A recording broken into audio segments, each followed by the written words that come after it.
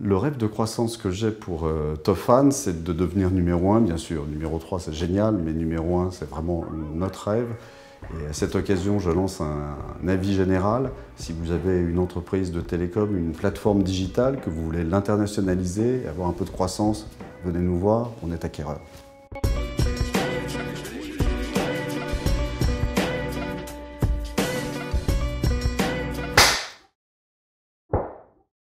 Tofan, c'est l'opérateur des opérateurs de télécom.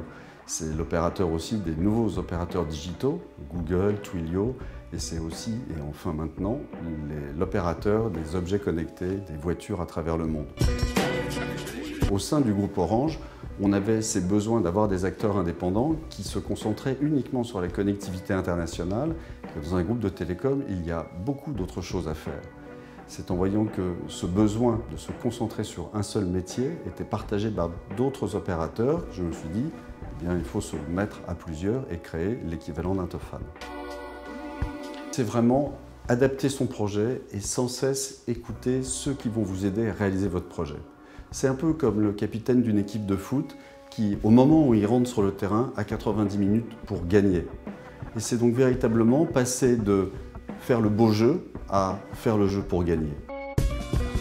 C'est Douglas Adams, l'auteur de romans de SF, entre autres Le Guide du routard galactique et toute la saga, qui est l'histoire d'Arthur, un Anglais qui voit débarquer une soucoupe volante dans son jardin parce qu'ils vont faire passer une autoroute intergalactique sur le jardin et la planète Terre, qui décide de changer complètement de vie du jour au lendemain et qui repart avec la soucoupe et qui va, à travers plusieurs tomes, chercher la réponse au sens de la vie, de l'univers et du reste. À la fin, bien entendu, il trouve la réponse. La réponse, c'est 42. Et comme 42, finalement, ce n'est pas une réponse très satisfaisante, eh bien, il va faire une deuxième vie, un deuxième tome.